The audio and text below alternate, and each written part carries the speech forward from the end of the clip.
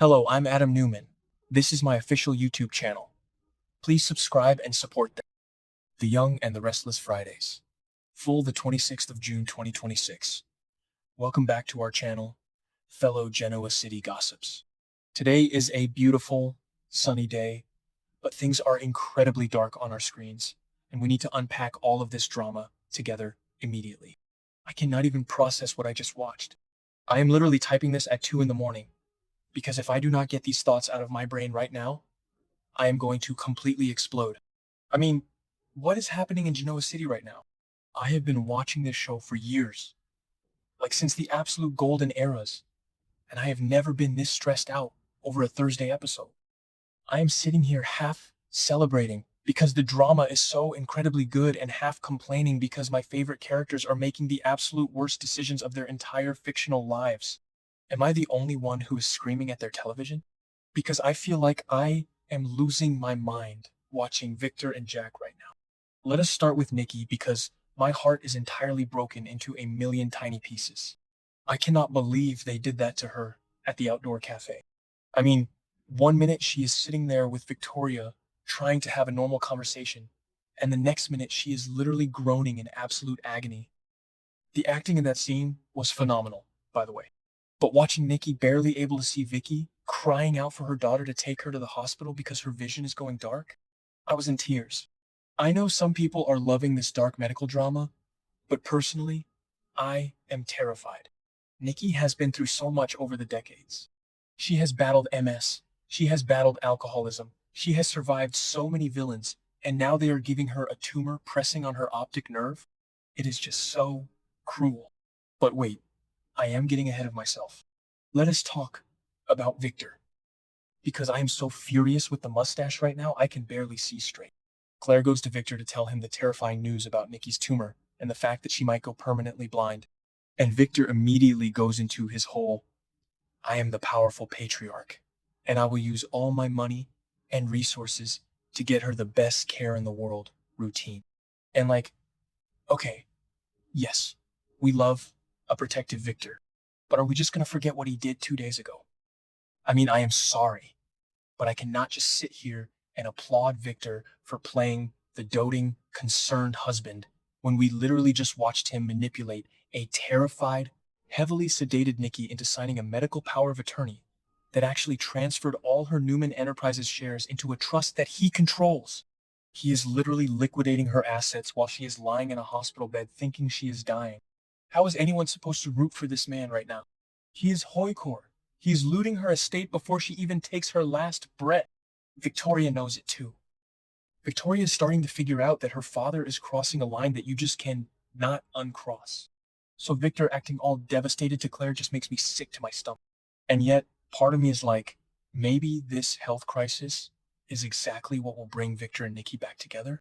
I kind of hate myself for even thinking it, because their relationship is so incredibly toxic right now, but they are the ultimate endgame. They always find their way back to each other. But if Nikki finds out that he stole her shares while she was going blind, oh my god, the fallout is going to be legendary. I am dreading it, and I am absolutely here for it at the exact same time. Okay, back to the point. Let us pivot to the Abbott mansion because I am equally frustrated with Jack. I love Jack, I really do, but he is being so incredibly weak right now. Diane has been missing for weeks, and Jack is just pacing around the house, looking sad while Patty Williams plays these sick, twisted, psychological games with him. Remember when Patty poisoned Summer all those years ago? Yeah, she has not changed one single bit. She is completely unhinged. She shows Jack a staged photo of Diane unconscious in a padded white cell, and she has the absolute audacity to demand that Jack sleep with her to get the information on where his wife is. She wants to recreate the magic from the yacht. I mean, I am going to vomit.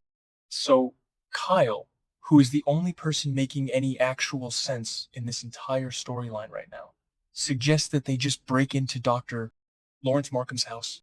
Kyle is like, let us go. Let us kick the door down. Let us find my mother.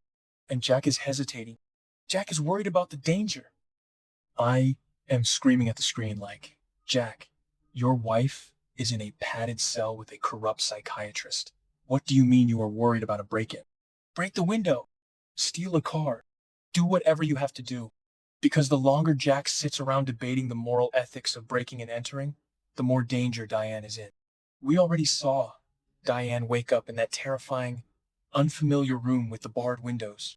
We saw her grab that letter opener to defend herself against Dr. Markham. And the fact that Markham is just calmly gaslighting her, telling her she had a mental breakdown and that Jack authorized him to hold her there, it is so sinister. It gives me full body chills. And can we talk about the biggest elephant in the room regarding Dr. Markham? I know I am going off on a tangent here, but I have to say it.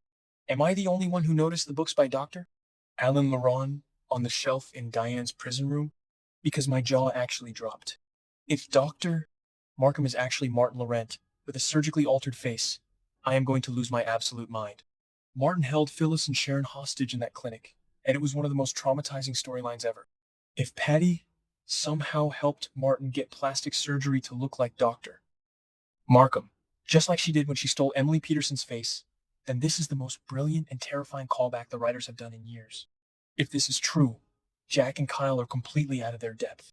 They are dealing with a literal psychopath. And it makes me wonder if Phyllis and Sharon are going to have to get involved. I mean, I know Phyllis and Diane hate each other with the fire of 1,000 suns, but if Phyllis finds out Martin is back and holding Diane, she might actually team up with Sharon to save her. Just imagine Phyllis kicking down Dr. Markham's door. I want to see that so badly. But no, instead we have Jack pacing the living room, considering his options. Just call the cops, Jack. But wait, I know. This is a soap opera. If they call the cops, Detective Burrow will just show up, ask 2 questions, and close the case. The Genoa City Police Department is literally the most useless police force in television history. So of course they cannot call the cops. They have to do this themselves. But Jack needs to stop whining and start acting like the ruthless Abbott patriarch we all know he can be. I am just so emotionally invested in this right now. I feel like I am carrying the stress of the entire Abbott and Newman families on my shoulders. I am terrified for Nikki's eyesight. I am furious at Victor's financial abuse. I am disgusted by Patty's blackmail.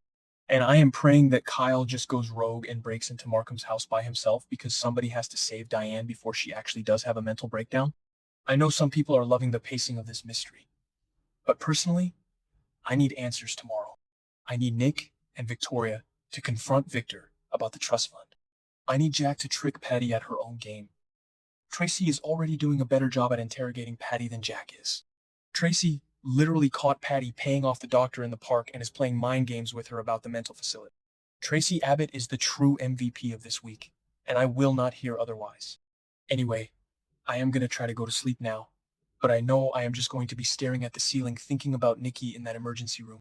Let me know if you guys are as stressed out as I am, because I definitely need to share this anxiety with people who actually get it. See you all tomorrow for the next episode, assuming my heart does not give out from the suspense first.